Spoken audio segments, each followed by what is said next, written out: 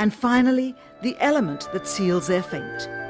Of all the footage of Apollo 11 requested from NASA over a 5-year period, one gem was discovered just before the completion of this documentary. An old reel received by mistake. It contains the raw or unedited footage of the crew of Apollo 11, Michael Collins, Edwin Aldrin Jr. and Neil Armstrong, staging part of their mission for nearly an hour in living color, with exceptionally clear behind-the-scenes audio of conversations discussing the techniques used to achieve a disingenuous picture depicting the Earth at a distance, in order to falsely demonstrate their far journey from it and their ability to survive passing through the Van Allen radiation belts.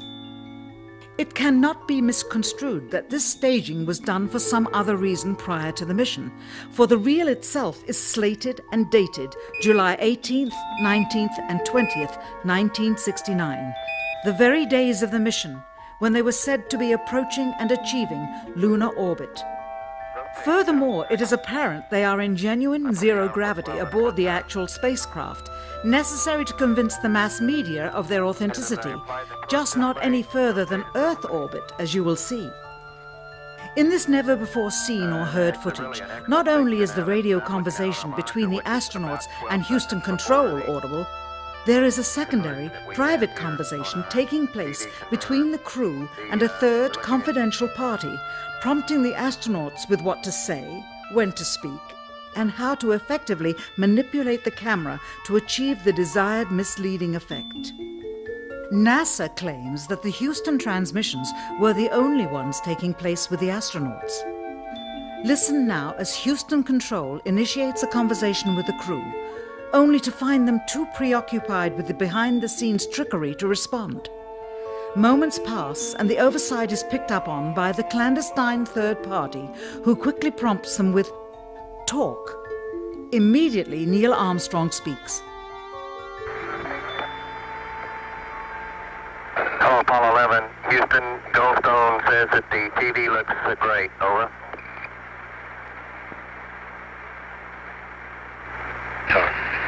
Okay, Roger, we're wrapping in on Earth.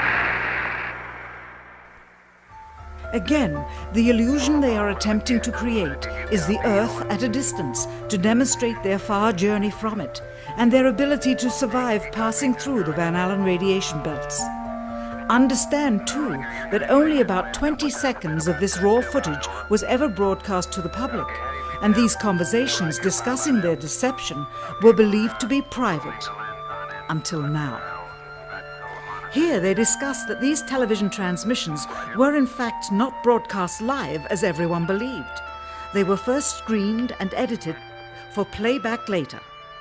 Roger, Neil, we just wanted a narrative such that we can, when we get to playback, we can sort of correlate what we're seeing. Thank you very much.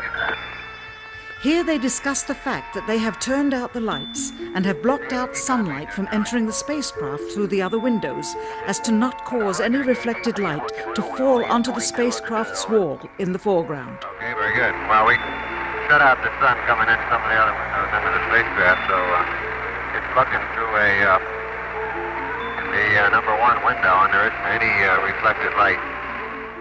The reason this was done is so that the truth of the matter would not be revealed. It is this. Though the federal government would have you believe that this is a view of Earth from a distance out of the spacecraft's window as it nears the moon, it is not. What they have ingeniously done is placed the camera at the back of the spacecraft and centered the lens on a circular window in the foreground, outside of which it is completely filled with the Earth in low orbit. The circumference of the window then appears to be the diameter of the Earth at a distance, with the darkened walls of the spacecraft appearing to be the blackness of space around it. That is why they wanted the interior dark and blocked out the sun from entering through the other windows. Here you can see the extruded window, probably 2 inches thick at the bottom. This is because the Earth's shine is coming in at a downward angle. It also causes the Earth to appear to be an irregularly shaped circle, for you are seeing the outside of the window at the bottom and the inside of the window at the top, which together form 2 different sized halves of a circle. Subsequently, this take was never used. As they perfected the shot, a crescent-shaped piece of black material was inset slightly into the window to create the illusion of the Earth's terminator line dividing night and day. It is uncannily convincing.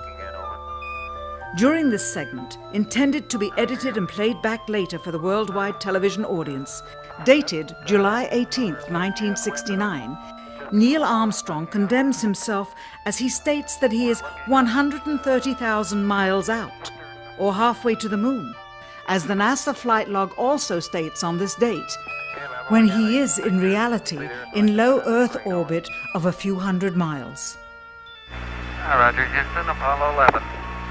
Calling in from about 130,000 miles out. Here, during another segment, also intended to air after review, Neil Armstrong falsely explains to the viewers how the shot is attained by putting the camera's lens to the window's glass, as it would have to be if they were the claimed distance away from the Earth. We only have one window that has a view of the Earth, and it's filled up with a TV camera. If the window was completely filled up with a TV camera, as he stated, then an astronaut's arm would not be able to get between the camera and the window, as it obviously does here in this outtake. South America becomes invisible just off beyond the Terminator or inside the shadow. You can also notice how the astronaut operating the camera reacted to the mistake by attempting to pan away from it. Blue cast. See white bands of major cloud formations across the Earth. This is a segment that they believed wasn't even being recorded, much less suitable for broadcast, for the lens was being zoomed out and the scene was being changed to that of an interior of the astronauts at work, and apparently the stop button popped back up on the recorder without notice. Here is the diffused work light that they used to see camera controls, but not throw light onto the spacecraft's wall. Here they remove part of the crescent insert.